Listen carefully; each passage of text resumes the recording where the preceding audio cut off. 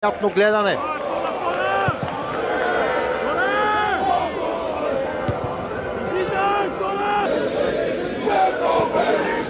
Велев отнема от Ангел Лясков, отново Патрик Луан.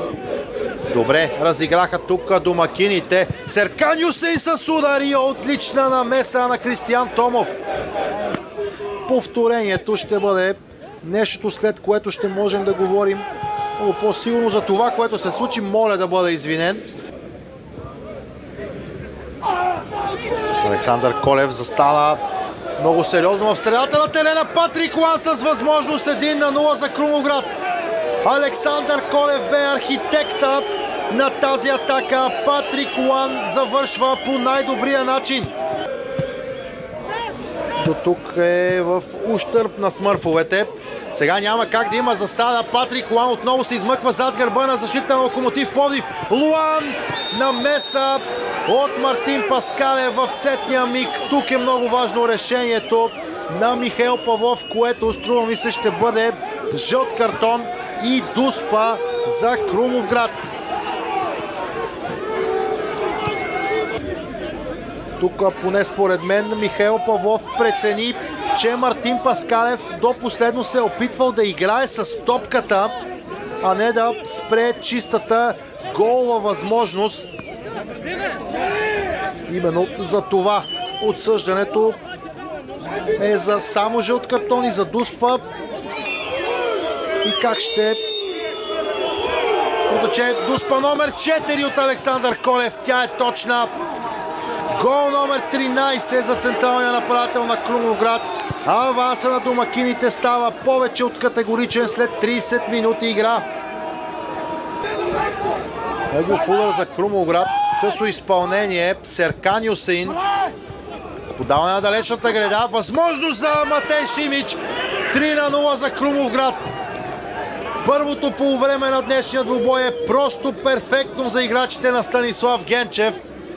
Почти всяк за Кацаров. След това и нисичкия Диего Рапосо успя да надскочи своя опонент. Великолепно развита контратака. Джунейт Али в наказателното поле този път. Мартин Паскалев с ключова намеса, за да предотврати четвъртото попадение. Безкрайно грешно. Нека видим продължението на атаката. Не, в дълго подаване към Димитър Илиев. Димитър Илиев успява добре да овладее и да изведе Петър Андреев сам срещу Янко Георгиев. Гол за Локомотив Пловдив. 3-1, минутата е 54-та. Ето това може Димитър Илиев с гръб към противниковата врата. По прекрасен начин успя да овладее топката и пак без изненада много негови съотборници в наказателното поле. Александър Колев отново пренебрегна сигнала от своя вратар и се намеси. Няма нарушение или поне нямаше сигнал за такова. Оливер Кандем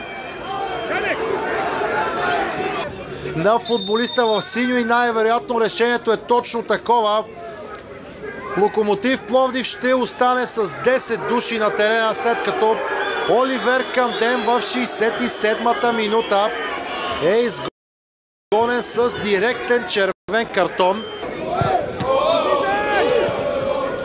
Патрик Луан срещу Тодор Павлов. Добре намира Александър Колев. Намеса от стража на Локомотив Пловдив. След това претенции за дуспа. Продължава нападението на Крумовград. Изключително меле, което завършва с това боксиране на Кристиян Томов. Кара своя 14-ти гол от началото на сезона.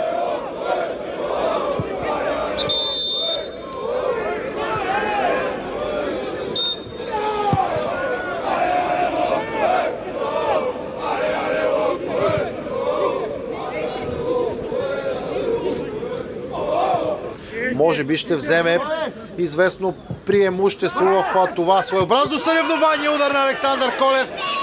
Тук